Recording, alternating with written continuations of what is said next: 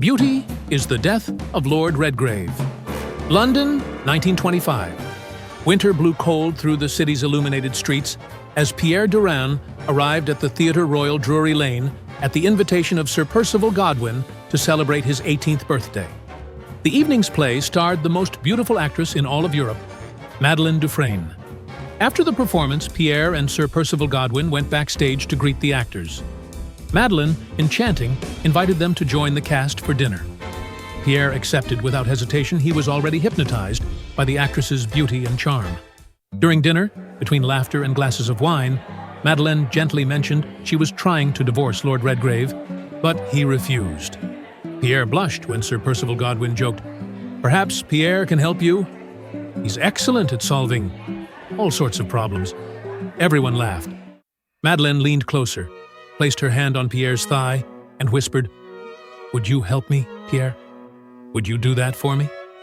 Alone afterward, Madeleine proposed continuing their talk at her Mayfair house, and Pierre agreed at once. There she poured a dark Bordeaux. He raised the glass with a smile. Moments later, she excused herself to change into something less formal. As soon as the door clicked shut, Pierre quietly decanted half the wine into an empty goblet and slid it behind the cut-glass decanters in the china cabinet. Madeleine returned in provocative lingerie. "Pierre, I have a problem." In the bedroom. Enchanted, he followed her.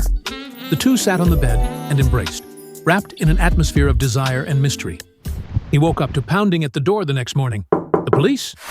Madeleine answered in a robe. One of the officers said, "Madame Dufresne, you are under arrest for the murder of Lord Redgrave." "But that's impossible. I didn't leave the house all night." The officer raised an eyebrow. "Is there anyone who can confirm that, madam?" At that moment, Pierre appeared, arriving in the room still hurriedly dressing. His hair was tousled, his eyes half closed. He looked around, dazed. "He was with me all night," Madeleine said firmly, turning to the officer. Back at his hotel in Bloomsbury, something gnawed at Pierre's mind. That night, he returned to the theater. After the show, he confronted Madeleine. "I can't be your alibi. I don't remember anything." She smiled, teasing, "Oh, Pierre, you were wonderful. Don't remember? Maybe I can help jog your memory." They returned to her house. Madeleine led him to the bedroom. After Pierre had shown all the vigor of his youthful hormones, she was breathless and asked for a break to recover. Pierre went to the cabinet, took out the glass he had hidden, poured half of it into another glass, keeping the rest hidden, and offered it to her. She drank it eagerly. Within minutes, she fell asleep. Knock, knock, knock. A loud knock at the door. Madeleine awoke still drowsy and unsteady, threw on her robe, and opened the door. "Police. Madame Dufresne, we have a warrant for your arrest."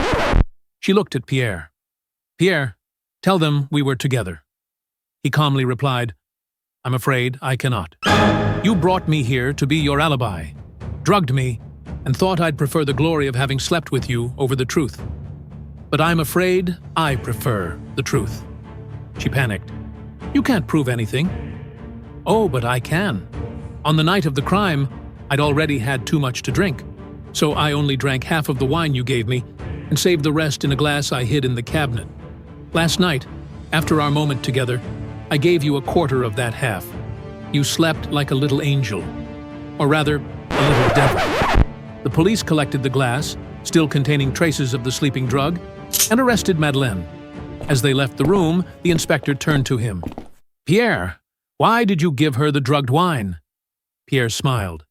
"To be sure, the wine was indeed drugged, and get my revenge on someone who tried to use me and still sleep peacefully, knowing she wouldn't wake up in the middle of the night to kill me. No playwright could have contrived a finer curtain call." The inspector laughed. "Pierre, you're my hero."